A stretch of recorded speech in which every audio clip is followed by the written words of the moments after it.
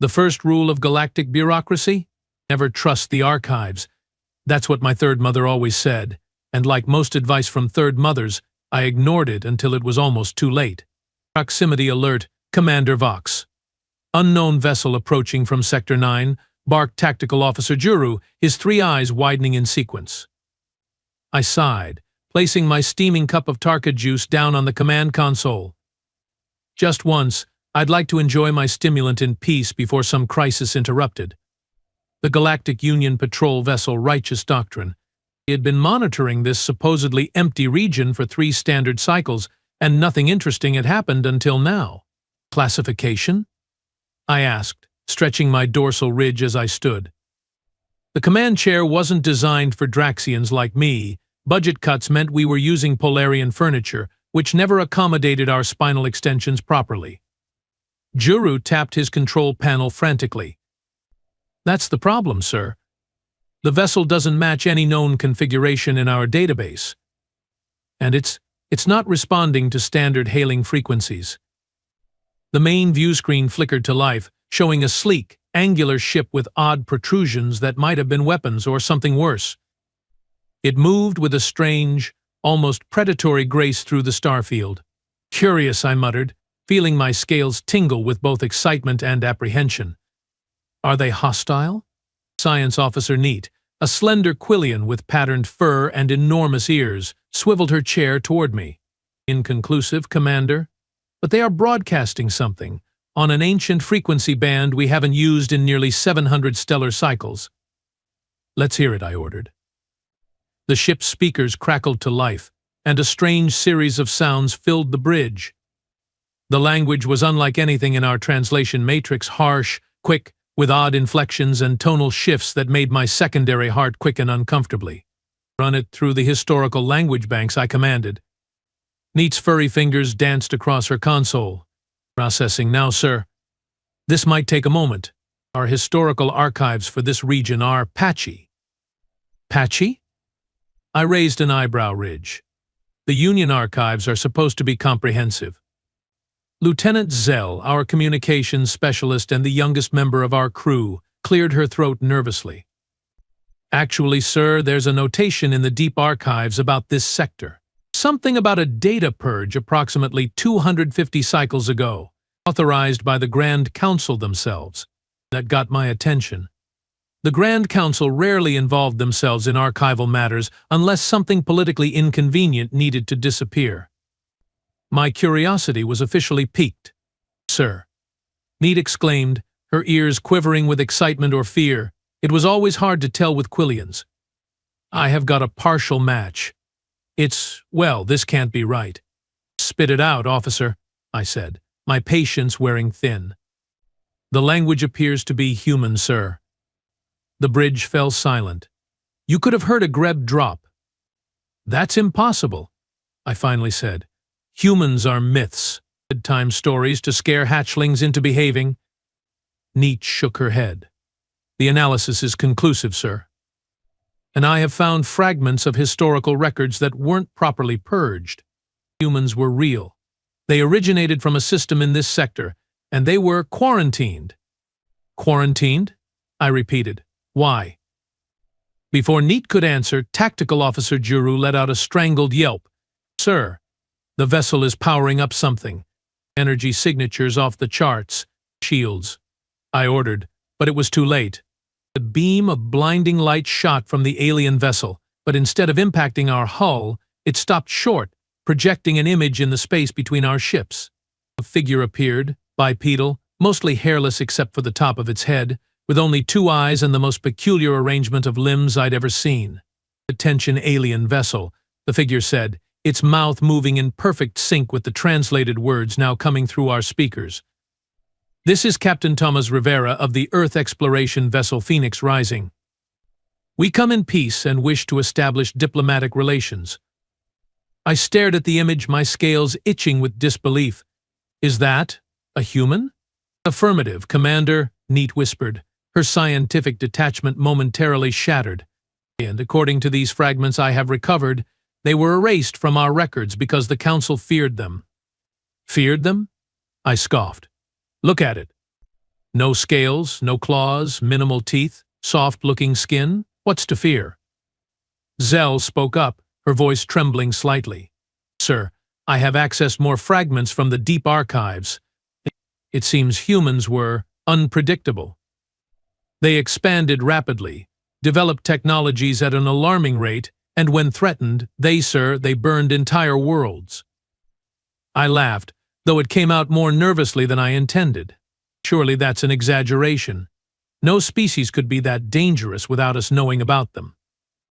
The human image was still waiting patiently for our response.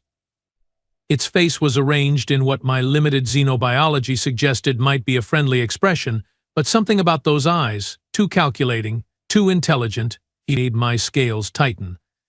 Commander, Neat said, her voice dropping to a whisper, there's more. The Council didn't just quarantine them. They attempted to eradicate them. What? I hissed. A coordinated strike against their homeworld and colonies. The records are fragmented, but it appears the Council believed it was a preemptive necessity. But here's the thing, sir. The records indicate the mission was successful. Total eradication. 250 cycles ago. I gestured toward the view screen. Then what, exactly, is that? That's what concerns me, sir, Neat replied. Either our records are wrong or they survived an attempt at genocide by the most powerful political entity in the galaxy, I finished, feeling suddenly cold. And now they are back. The humans' patience seem to be wearing thin. Alien vessel, we detect your active sensors scanning us. We assure you our intentions are peaceful. Please respond. I took a deep breath and nodded to Zell. Open a channel. Channel open, sir. This is Commander Vox of the Galactic Union patrol vessel Righteous Doctrine. We welcome you? The words felt strange in my mouth. Your presence is unexpected. The human's face arranged into what might have been a smile, revealing those disturbingly flat teeth. I imagine it would be, Commander. After all, your Union tried to wipe us out 2.5 centuries ago. My heart skipped several beats. You remember that? The human laughed, a sound that somehow managed to be both melodious and threatening. Remember? Commander, we have built our entire civilization around making sure it never happens again. But don't worry, as I said, we come in peace, this time.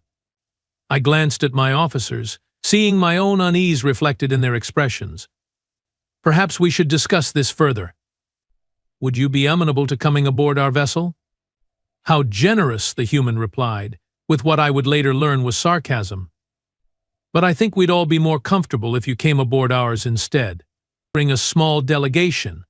We have refreshments prepared. Before I could respond, Juru leaned over and whispered, Sir, that's highly irregular and potentially dangerous. He was right, of course. Protocol dictated that first contact meetings should always occur on Union territory. But something told me that the standard protocols didn't apply here.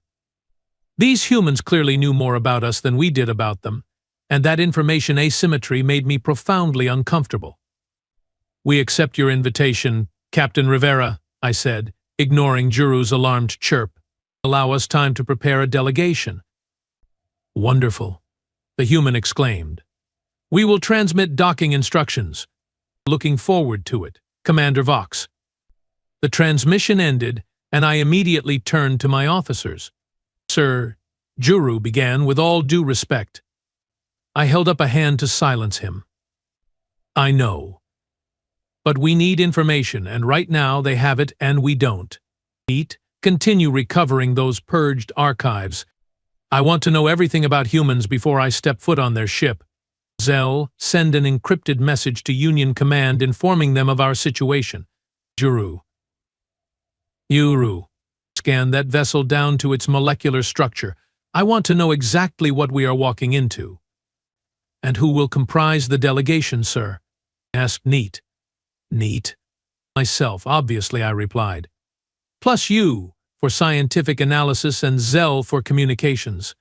Juru will remain here in command of the Righteous Doctrine with orders to retreat and warn the Union if we don't return within 3 standard hours. Commander, Neat said hesitantly, the fragments I have recovered suggest humans are combustible. Combustible? You mean they catch fire easily? No, sir. I mean they use fire. Deliberately. As a weapon. I stared at her, waiting for the punchline. When none came, I laughed nervously. That's absurd. No sentient species would willingly harness fire as a weapon. It's too unpredictable, too dangerous. The records are quite clear, sir. They not only mastered fire, they worship it, in a way.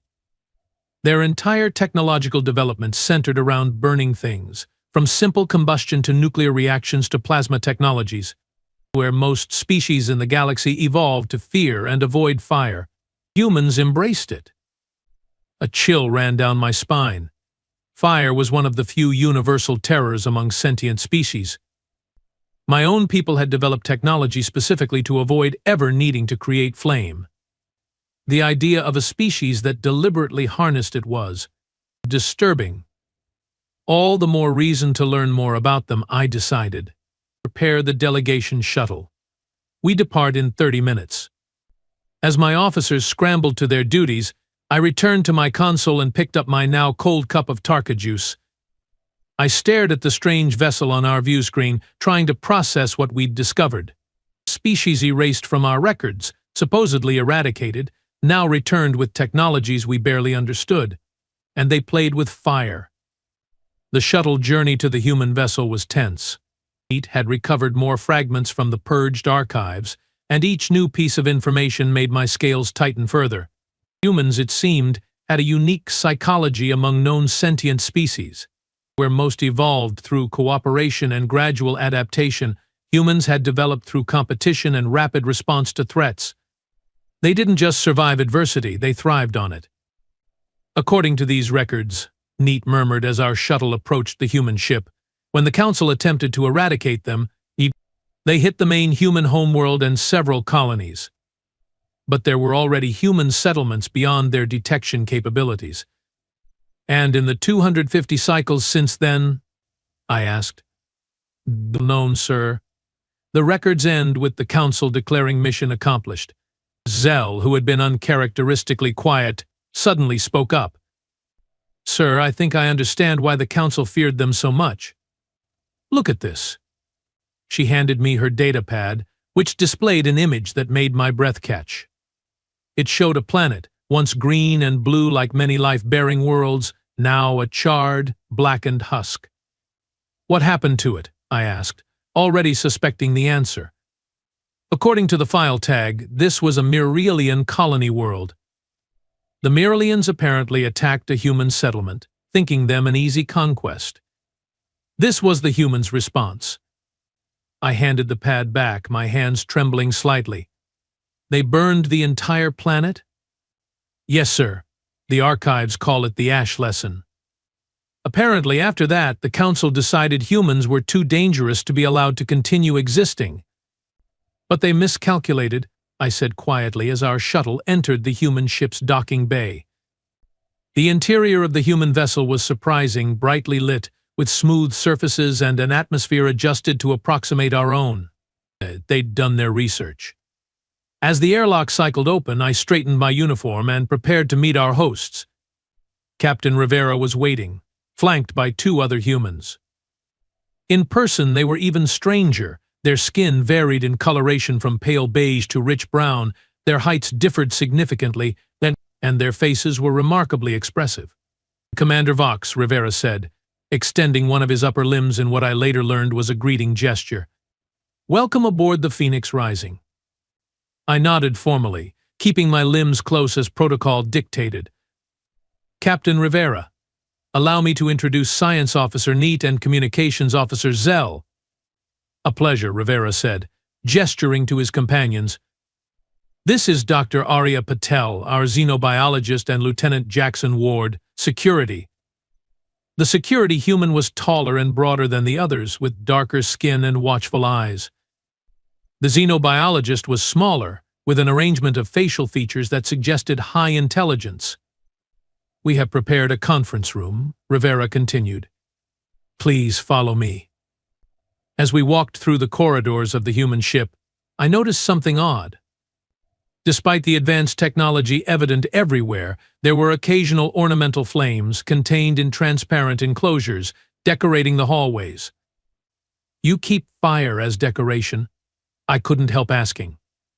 Rivera glanced back, his mouth forming that expression again, a smile I would learn. "We find it comforting," he said simply.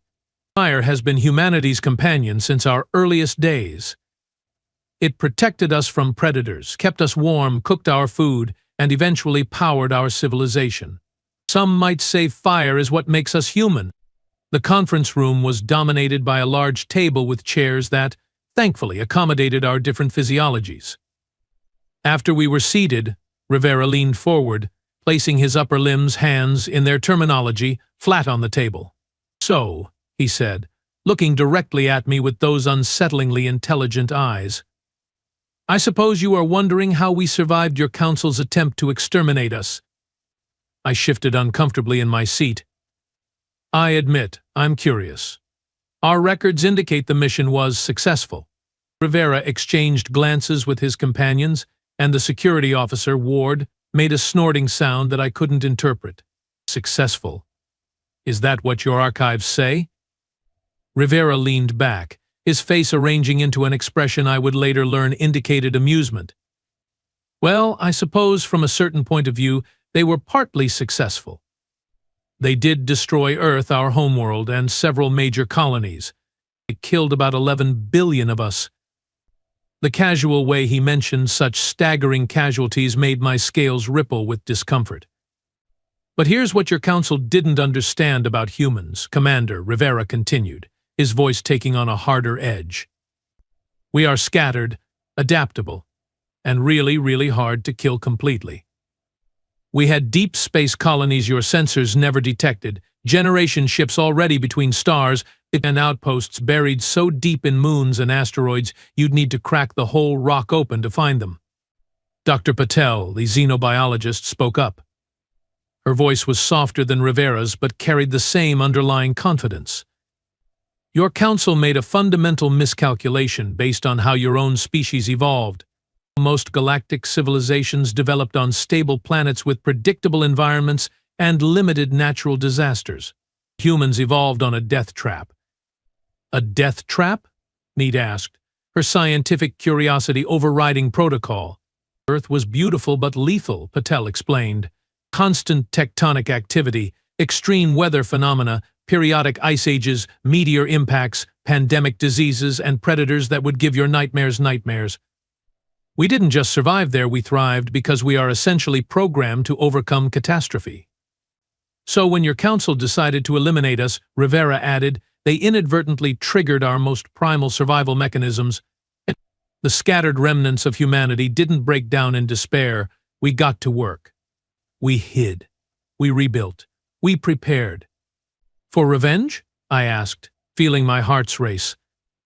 Rivera's expression shifted to something I couldn't read. "Not exactly. For most of those 250 cycles, we were just trying to survive, to preserve what was left of our culture and knowledge. But about 50 cycles ago, something interesting happened." He nodded to Lieutenant Ward, who tapped a control on the table.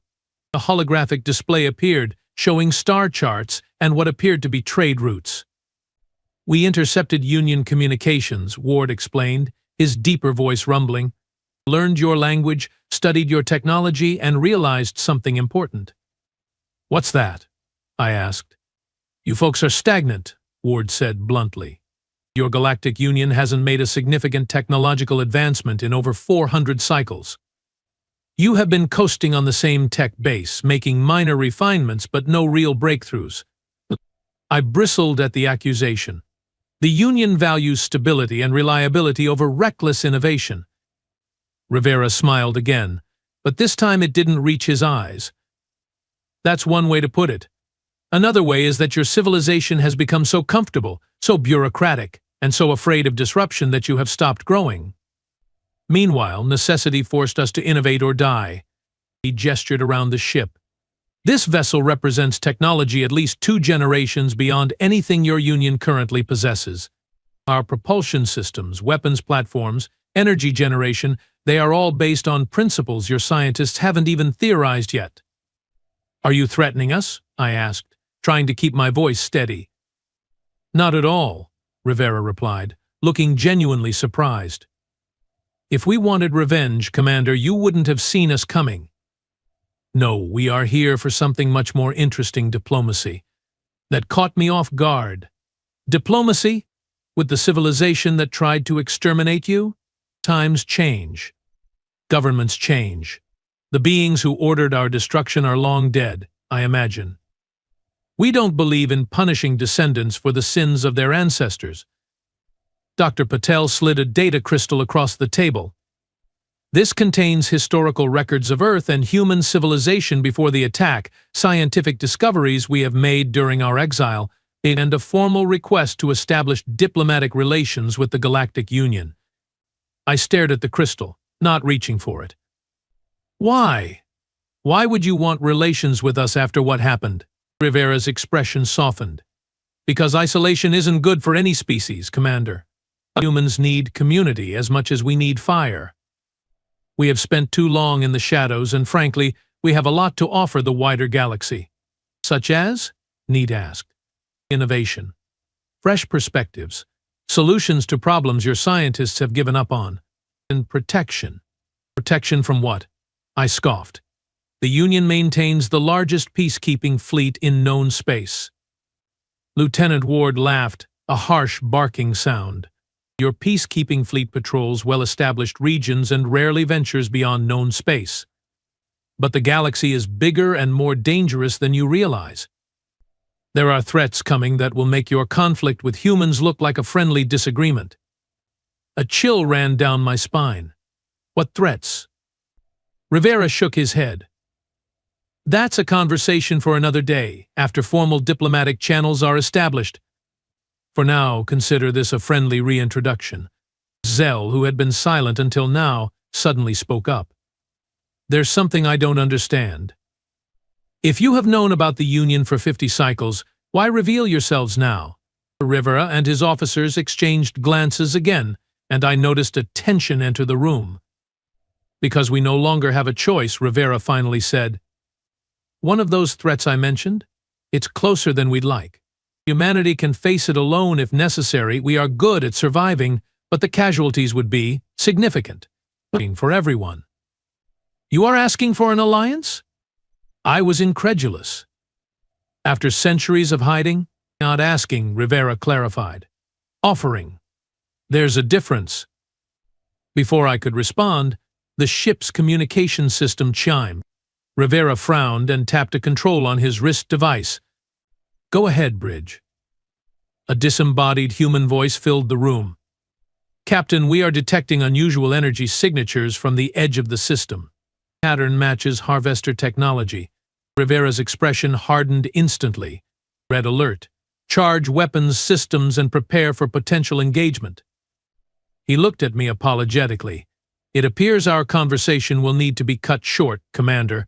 You and your delegation should return to your vessel immediately. Harvesters? I asked. I'm unfamiliar with that designation. Count yourself lucky, Ward muttered. Rivera stood. They are the reason we have chosen to reveal ourselves now. They consume resources, all resources, including living beings, and they have been moving steadily toward Union space for the past 30 cycles.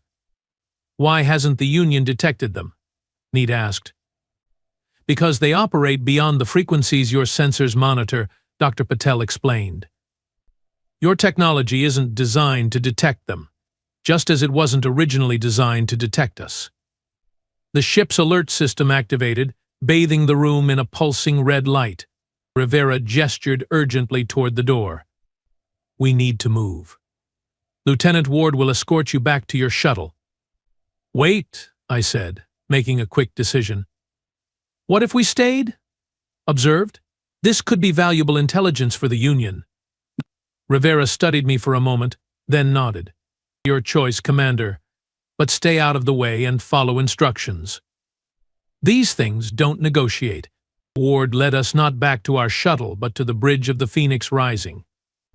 It was a marvel of efficiency, circular in design, with stations arranged in concentric rings around a central command position. The view screen dominated one wall, currently showing the star field with a distortion becoming visible at the edge. "Harvester vessel confirmed," announced one of the human operators. "Size classification, feeder. Appears to be a scout."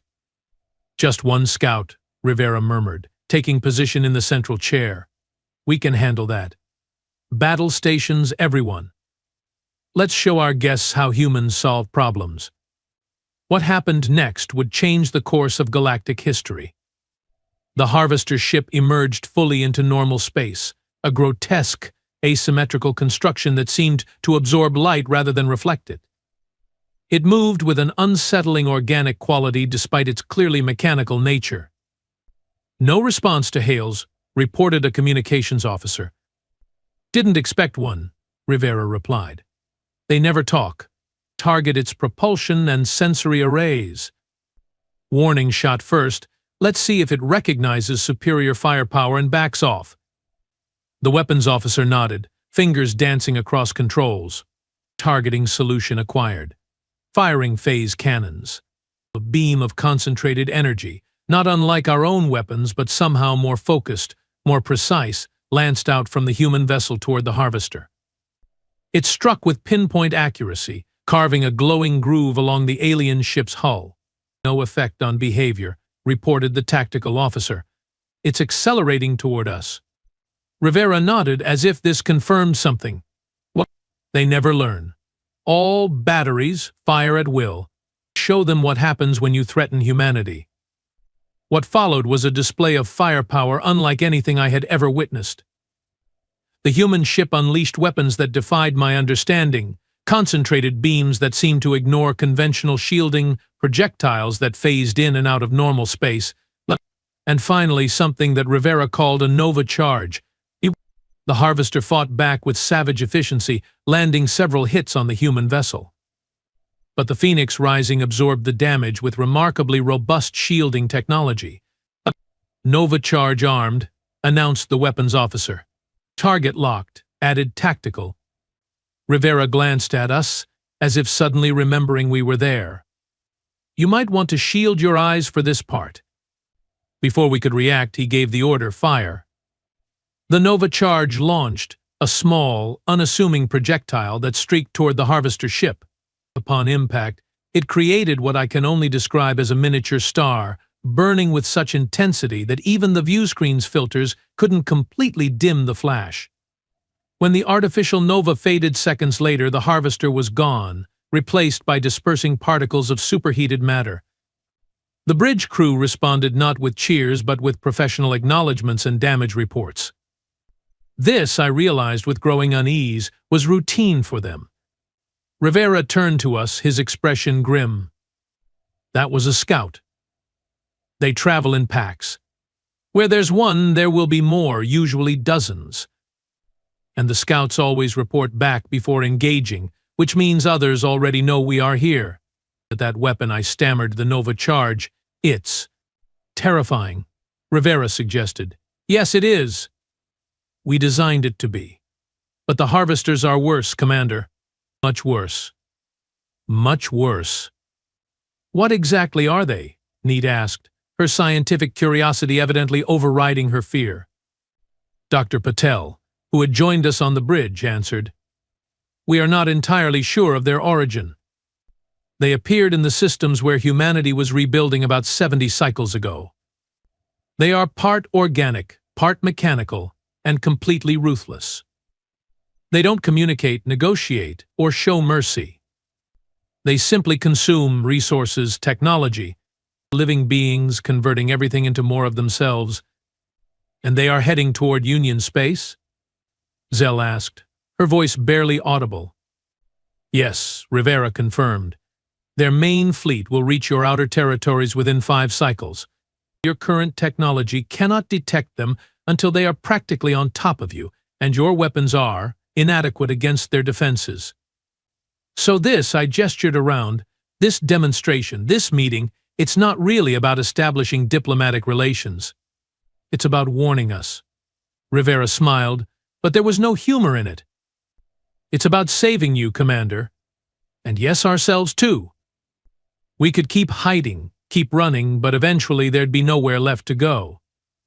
The Harvesters are a threat to all life, not just humanity or the Union. Why should we trust you? I asked. How do we know these Harvesters aren't some human invention to trick us into an alliance? Rivera stared at me for a long moment, then sighed. You don't. You have only our word and what you have witnessed today. But consider this, Commander, if we wanted to conquer the Union, why would we announce ourselves? Why not simply attack with our superior technology? Why spend 50 cycles studying you instead of destroying you? He had a point. But still, the implications were staggering. If I returned to Union space with this information, with proof that humans still existed and possessed technology far beyond our own, it would cause political chaos. I need to report this to my superiors, I said finally. Of course, Rivera nodded. Take the data crystal Dr. Patel offered. It contains everything we know about the Harvesters, including how to modify your sensors to detect them and recommendations for defensive measures. Whether your Union chooses to acknowledge our existence officially or not, that information could save billions of lives. He extended his hand, that strange human gesture again.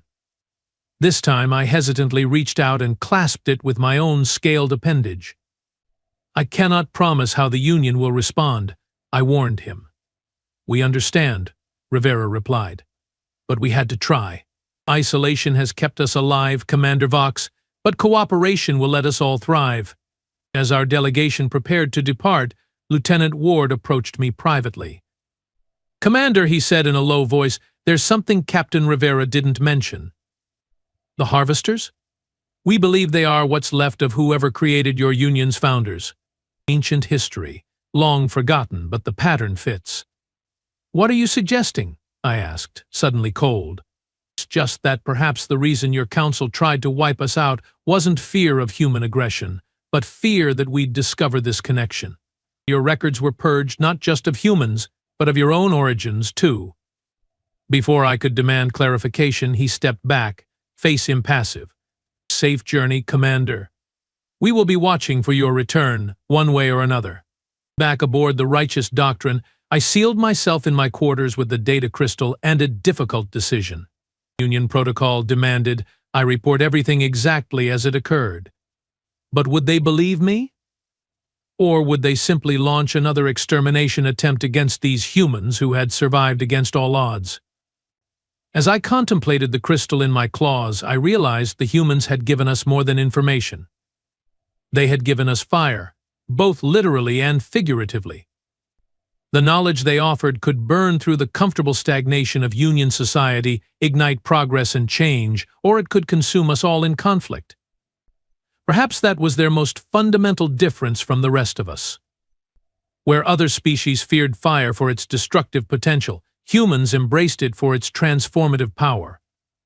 They didn't just control fire, they became it, destroying and creating in equal measure, burning away the old to make room for the new. I inserted the crystal into my terminal. Whatever happened next, the galaxy would never be the same. Humanity had returned from the ashes, bringing their fire with them, and the universe would burn brighter for it.